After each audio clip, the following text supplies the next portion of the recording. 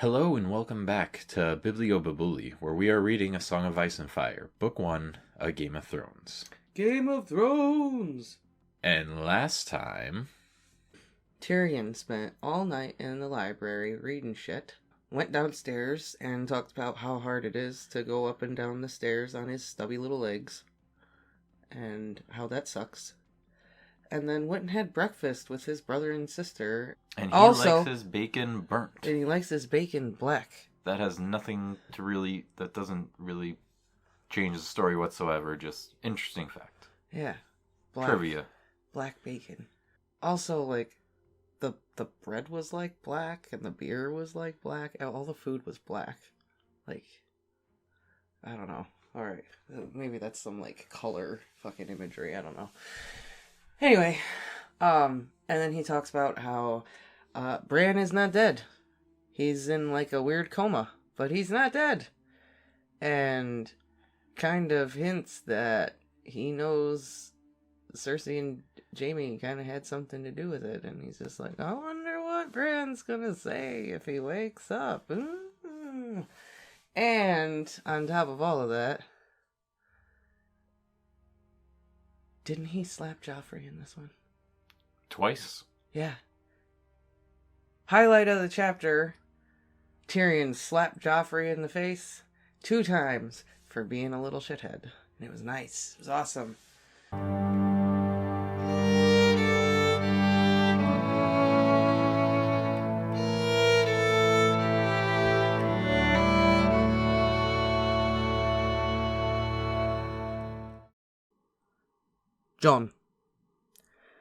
John climbed the steps slowly, trying not to think that this might be the last time ever. Ghost padded silently beside him. Outside, snow swirled through the castle gates, and the yard was all noise and chaos. But inside the thick stone walls it was still warm and quiet. Too quiet for John's liking. He reached the landing and stood for a long moment afraid. Ghost nuzzled at his hand. He took courage from that. He straightened and entered the room.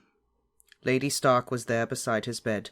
She had been there day and night for close on a fortnight. Not for a moment had she left Bran's side. She had her meals brought to her there, and chamber pots as well, and a small hard bed to sleep on, though it was said she scarcely slept at all. She fed him herself, the honey and water and herb mixture that sustained life. Not once did she leave the room. So John had stayed away. But now there was no more time. He stood in the door for a moment, afraid to speak, afraid to come closer. The window was open. Below, a wolf howled. Ghost heard and lifted his head. Lady Stark looked over. For a moment she did not seem to recognize him. Finally she blinked. "What are you doing here?" she asked in a voice strangely flat and emotionless. "I came to see Bran," John said. "To say goodbye." Her face did not change. Her long auburn hair was dull and tangled. She looked as though she'd aged 20 years. "You've said it. Now go away." Part of him wanted only to flee, but he knew that if he did, he may never see Bran again. He took a nervous step into the room. "Please," he said. Something cold moved in her eyes. "I told you to leave," she said. "We don't want you here." Once that would have sent him running. Once that might have been enough to make him cry. Now it only made him angry. He would be a sworn brother of the Night's Watch soon, and face worse dangers than Catelyn Tully Stark. "He's my brother," he said. "Shall I call the guards?" "Call them," John said, defiant. "You can't stop me from seeing him." He crossed the room, keeping the bed between them, and looked down on Bran where he lay. She was holding one of his hands. It looked like a claw. This was not the Bran he remembered. The flesh had all gone from him. His skin stretched tight over bones like sticks. Under the blanket his legs were bent in ways that made John sick. His eyes were sunken deep into black pits, open, but they saw nothing. The fall had shrunken him somehow. He looked half a leaf, as if the first strong wind would carry him off to his grave. Yet under the frail cage of those shattered ribs, his chest rose and fell with each shallow breath. "Bran," he said. "I'm sorry I didn't come before. I was afraid." He could feel the tears rolling down his cheeks. John no longer cared. "Don't die, Bran."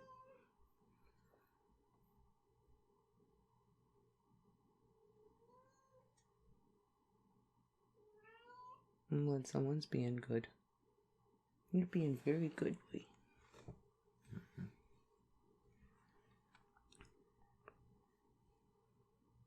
"Don't die, Bran. Please. We're all waiting for you to wake up. Me and Rob and the girls. Everyone."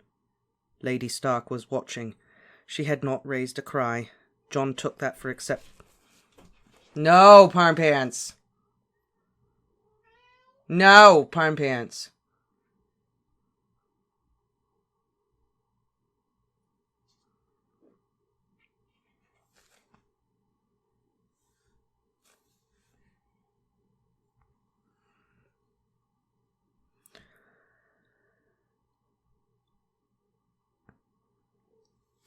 John took that for acceptance. Outside the window the dire wolf howled again, the wolf that Bran had not time to name. "I have to go now," John said. "Uncle Benjen is waiting. I'm to go north of the wall. We have to leave today before the snows come." He remembered how excited Bran had been at the prospect of the journey. It was more than he could bear, the thought of leaving him behind like this. John brushed away his tears, leaned over and kissed his brother lightly on the lips. "I wanted him to stay here with me," Lady Stark said softly. John watched her, wary. She was not even looking at him. She was talking to him, but for a part of her, it was as though he was not even in the room. "I prayed for it," she said dully. "He was my special boy. I went to the Sept and prayed 7 times to the Seven-Faced God that Ned would change his mind and leave him here with me. Sometimes prayers are answered." John did not know what to say. "It wasn't your fault," he managed after an awkward silence. Her eyes found him. They were full of poison. "I need none of your absolution, bastard." John lowered his eyes. She was cradling one of Bran's hands. He took the other, squeezed it, fingers like the bones of birds. "Goodbye," he said. He was at the door when she called out to him. "John," she said. He should have kept going, but she had never called him by that name before. He turned to find her looking at his face as if she were seeing it for the first time. "Yes," he said. "It should have been you," she told him. Then she turned back to Bran and began to weep, her whole body shaking with sobs. John had never seen her cry before. It was a long walk down to the yard. Outside everything was noise and confusion. Wagons were being loaded, men were shouting, horses were being harnessed and saddled and led from the stables. A light snow had begun to fall, and everyone was in an uproar to be off. Rob was in the middle of it, shouting commands with the best of them. He seemed to have grown of late, as if Bran's fall and his mother's collapse had somehow made him stronger. Greywind was at his side. "Uncle Benjen is looking for you," he told John. "He wanted to be gone an hour ago." "I know," John said. "Soon." He looked round through the noise and confusion. "Leaving is harder than I thought." "For me too," Rob said. He had snow in his hair, melting from the heat of his body. "Did you see him?" Rob nodded, not trusting himself to speak. "He's not going to die," Rob said. "I know it." "You Starks are hard to kill," John agreed. His voice was flat and tired. The visit had taken all the strength from him. Rob knew something was wrong. "My mother. She was very kind," John told him. Rob looked relieved. "Good," he smiled. "The next time I'll see you, you'll be all in black." John forced himself to smile back. "It was always my colour. How long do you think it'll be?" "Soon enough," Rob promised. He pulled John to him and embraced him fiercely. "Farewell, Snow." John hugged him back. "And you, Stark. Take care of Bran." "I will." They broke apart and looked at each other awkwardly. "Uncle Benjen said to send you to the stables if I saw you," Rob finally said. "I have one more farewell to make," John told him. "Then I haven't seen you," Rob replied. John left him standing there in the snow, surrounded by wagons and wolves and horses. It was a short walk to the armory. He picked up his package and took the covered bridge across to the keep. Arya was in her room, packing a polished ironwood chest that was bigger than she was. Nymeria was helping. Arya would only have to point, and the wolf would bound across the room, snatch up some wisp of silk in her jaws, and fetch it back. But when she smelled ghost, she sat down on her haunches and yelped at them. Arya glanced behind her, saw Jon, and jumped to her feet. She threw her skinny arms tight round his neck. "I was afraid you were gone," she said, her breath catching in her throat. "They wouldn't let me out to say goodbye." "What did you do now?" Jon was amused. Arya disentangled herself from him and made a face. "Nothing. I was all packed and everything." She gestured at the huge chest, no more than a third full, and at the clothes that were all scattered all over the room. "Septim Ordain says I have to do it all over. My things weren't properly folded, she says. Proper Southern lady doesn't just throw her clothes in her chest like old rags, she says." "Is that what you did, little sister?" "Well, they're just going to get all messed up anyway," she says. "Who cares how they're folded?" "Septim Ordain," Jon told her. I don't think she'd like Nymeria helping either. The she-wolf regarded him silently with her dark golden eyes. "It's just as well. I have something for you to take with you, and it has to be packed very carefully." Her face lit up. "A present?" "You could call it that. Close the door." Wary but excited, Arya checked the hall. "Nymeria, here! Guard!" She left the wolf out there to warn of intruders and closed the door. By then Jon had pulled off the rags he'd wrapped it in. He held it out to her. Arya's eyes went wide, dark eyes like his.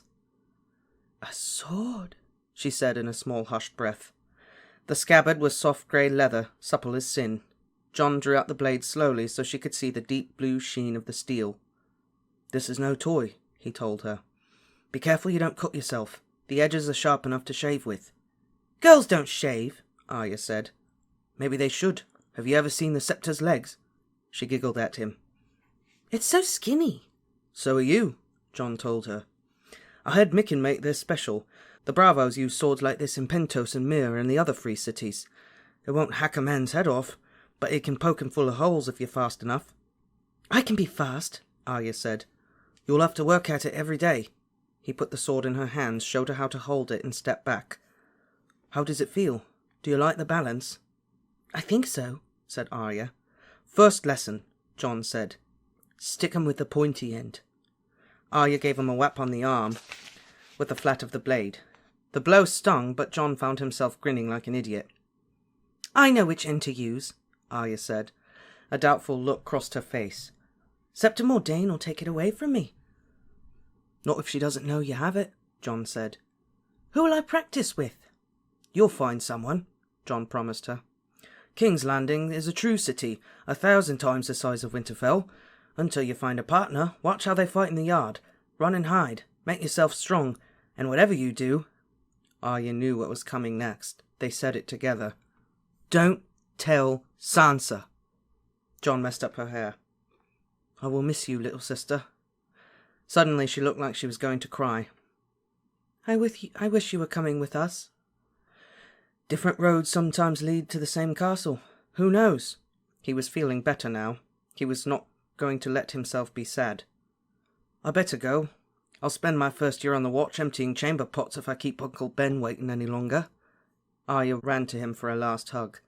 "Put down the sword first," he warned her, laughing. She set it aside almost shyly and showered him with kisses. When he turned back at the door, she was holding it again, trying it for balance. "I almost forgot," he told her. "All the best swords have names." "Like ice," she said. She looked at the blade in her hand. "Does this have a name? Oh, tell me." "Can't you guess?" Jon teased. "Your very favourite thing." Arya seemed puzzled at first. Then it came to her. She was that quick. They said it together. "Needle!" The memory of her laughter warmed him on the long ride north. Bet Arya wants to do some needlework now. Bet she does. Septim Ordain's gonna be so proud. I've been practicing my needlework every day. She'll be... Oh, she's finally becoming a nice young lady. Stick 'em with the pointy end. Not one of my favorite quotes, but definitely one of the most entertaining. Oh, yeah. One of the most memorable, sure. Lesson number 1. Stick 'em with the pointy end. It's great. And also, it's a thin, light sword like the Bravosi use. Yeah. Foreshadowing. Is that foreshadowing? Mm. And you'll find someone in King's Landing to help you. Mm-hmm. What will she? Will she? Who will help I her? don't know. Anyone. Someone. We'll see. Or, will Sansa find out and ruin it? Don't tell Sansa. Rule number 1. Don't tell Sansa. Nope. I love Jon and Arya's relationship. Coming back to the very beginning of the story and just seeing how much they joke with each other, how much they love each other. It's just cute. Yeah. It's very sweet. Even Robb, how much they all the siblings just really do love each other and really love him. Yeah. And like he is their brother. They love him. It's nice. Yeah, so it's just Catelyn obviously does not like him. No. She's the only one. Catelyn Everyone else loves Jon. Catelyn was not nice in this chapter. No, she wasn't. God, I think this is probably one of the fiercest chapters she has. Yeah. Jon, just come and say goodbye. Yeah. And then she's like, should have been you. I know. Last words to her. Last words. Should have fucking been you. Okay, tell me how you really feel. Jesus. Oh, I think she just did. I can't even hate her though, because I feel like she shouldn't be directing that at Jon, but she is in such a place of grief and guilt and. I mean, yeah, but she overreacted. Yeah, she shouldn't have said that to Jon. Absolutely not. She shouldn't have. Jon didn't push him. Jon didn't hurt him. Right, he had nothing to do with the situation. I know. Come and say goodbye. I know. I'm just saying, like, woman is not in her right frame of mind. No, she is not. She's broken. Mm-hmm. In a lot of ways. She's very, very broken. I also thought it was interesting that Martin decided to use a lot of bird language in his description of Bran. His hand was like little birdies. His Like bones little are claws. Little claws and little bird bones. Yeah. You know. No, we have had quite a bit of bird references when it comes to Bran, haven't we? There's always foreshadowing. Burbs and Bran seems to be like there's always a bird Bran. There's always a bird mention every time we read a Bran chapter. This is the last time it was the feeding the crows the corn and stuff. I also love that Nymeria was helping Arya pack. Right. Like, that was great. Just side fact, Arya packs like I pack. Just throw it in there. It's gonna get messy anyways. Right? I know. I feel like Septa Mordane was just being a little extra this time around. Like, for real? Like, southern ladies don't pack their silks this way. Like, are you fucking for real? I think she's just still angry about her running out of Yeah. needlework class. I'm exactly sure that's what it is. She's still punishing her for running away. Whatever. Really? I don't know. I just think it's cute. Nymeria just sitting there like, I hope. I helped with this. So smart. They're so smart, those wolves. They are. They're very intelligent. And we still get another mention of Bran's wolf still howling. Mm-hmm. Not still doesn't have a name, but he's just down there crying. Ooh. Leads me to my next question. Why haven't they let the wolf in? Let the wolf in. Let him cuddle with his people. Right? Why? Yeah. Why is they? They let Ghost in. Right. Ghost goes everywhere. Yeah, Nymeria goes everywhere. Grey Wind is always with. Why Rob. are they denying Bran his wolf? Yeah, I know. Are they like? Is it like Catelyn was like, I don't want that thing in here. That's too bad. Yeah. I don't know anyone alive who... He's your favorite. He loves his wolf. Let him Give him have his wolf. Right? And I don't know a person alive when they don't feel good. Like, when they don't feel good, cuddles from their fur babies always helps. Exactly. Give him his fur baby. What's the big deal? I don't know. I don't know. Yes. And we did find out that we have confirmation that Bran is her favorite. Yeah. He's her special boy. Yes. Yep. There it is. Yep. Bran is the favorite. Not sure why.